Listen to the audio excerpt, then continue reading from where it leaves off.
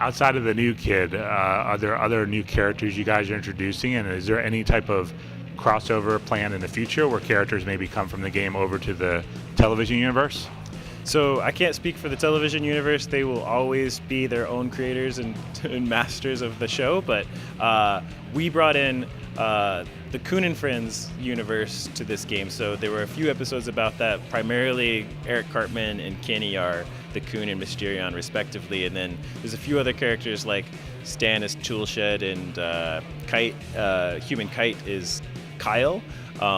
But then as you keep going, we needed to introduce more characters. So we brought in Scott Malkinson, who's a kind of a quiet kid in town who just has diabetes, and they sort of pick on him. And so we brought him in as a kid that's very excited to be playing with the boys. We also brought in Timmy, getting to play the game as Professor Timothy, and Jimmy is getting to play the game as Fast Pass, who is sort of a Flash speedster character. When it comes to this game world, talk a little about what's going on in this universe.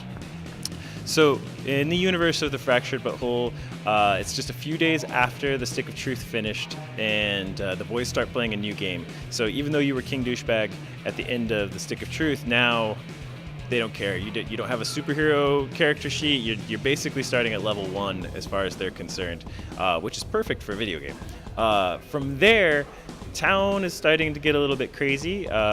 Cats have gone missing, which Eric Cartman says we are going to get a reward. We're going to use that reward to build our superhero franchise and make $1 million, because to kids in a modern era where they're looking at how superheroes work, they're looking at Marvel and DC's amazing franchise plans and all of the ways that they plan the future of video games, or future of video games, television series, movies, rides, and attractions.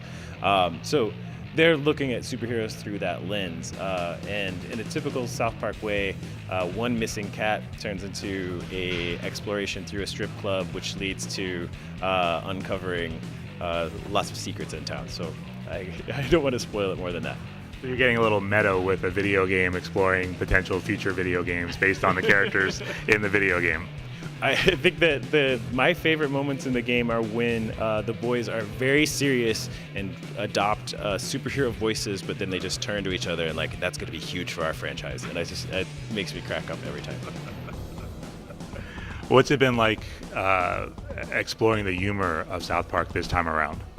So when it comes to exploring the humor of South Park, I think that I had to get over this fandom early at the beginning where scripts would come in and I'd have this first impulse of, well, I don't want to read that. That's going to spoil it for me. And I was like, this is my job. I have to read it. And you would see these first drafts of jokes and think, wow, that's, I wonder how we're going to build to that. And so getting to see that creative process from the inside has been totally inspiring for me as a creative person.